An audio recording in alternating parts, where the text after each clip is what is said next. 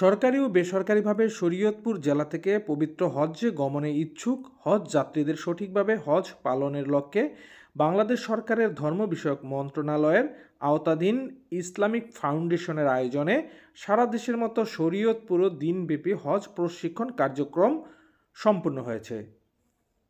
আজ সকাল 10টায় জেলার মডেল মসজিদ ও ইসলামিক সাংস্কৃতিক কেন্দ্রের হল রুমে আনুষ্ঠানিকভাবে হজ প্রশিক্ষণ কার্যক্রমের উদ্বোধন করেন শরীয়তপুরের জেলা প্রশাসক মোহাম্মদ আশরাফ উদ্দিন। শরীয়তপুর জেলা ইসলামিক ফাউন্ডেশনের উপপরিচালক কৃষিবিদ ডক্টর মোহাম্মদ আবু তালহা এর সভাপতিত্বে অনুষ্ঠিত হজ প্রশিক্ষণ অনুষ্ঠানে বিশেষ অতিথি হিসেবে উপস্থিত ছিলেন অতিরিক্ত জেলা প্রশাসক মোহাম্মদ আসলাম হোসাইন। এ সময় অন্যদের মধ্যে আরও উপস্থিত ছিলেন নাগরিক কমিটির শরীয়তপুরের আহ্বায়ক মাওলানা খলিলুর রহমান, বেসরকারি হজ এজেন্সি সংস্থা সাকিব এভিয়েশন এর স্বত্বাধিকারী ও স্থানীয় দৈনিক হুঙ্কার পত্রিকার সম্পাদক হাবিবুর রহমান। প্রশিক্ষণে হজ্জে গমনে ইচ্ছুক শতাধিক নারী পুরুষ অংশ নেয়।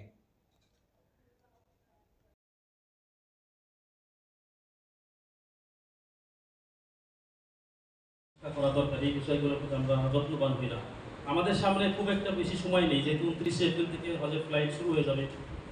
আপনারাও মানসিকভাবে স্যার বলেছেন যে হজ করার 2025 সালে হজে গমন ইচ্ছুক হজ যাত্রীদের হজ বিষয়ক প্রশিক্ষণে আজকের এই প্রশিক্ষণ অনুষ্ঠানে হজটা আরও সুস্থ এবং সুন্দরভাবে হয়। আশা করি আমাদের প্রত্যেক বিষয়ে আলোচনা হবে। আপনাদের যদি কোনো বিষয়ে জানার থাকে সেই বিষয়ে আপনারা প্রশ্ন করতে জানানোর জন্য আমরা চেষ্টা করব। পরিশেষে আমি আপনাদের সবাইকে ধন্যবাদ জানাব। ওনারা তাদের গুরুত্বপূর্ণ সময় থেকে সময় দিয়ে আমাদেরকে অনুষ্ঠানকে সাফল্যমণ্ডিত করেছে। আমি পরিশেষে সকলকে আবারও ধন্যবাদ জানিয়ে এবং এই প্রশিক্ষণ কার্যক্রম শেষ পর্যন্ত যাতে সুন্দরভাবে হয় সেই আশাবাদ ব্যক্ত করে আমার সংক্ষিপ্ত বক্তব্য শেষ করছি। আসসালামু আলাইকুম ওয়া রাহমাতুল্লাহি ওয়া বারাকাতুহু। স্বদেশ সংবাদ, শরীয়তপুর।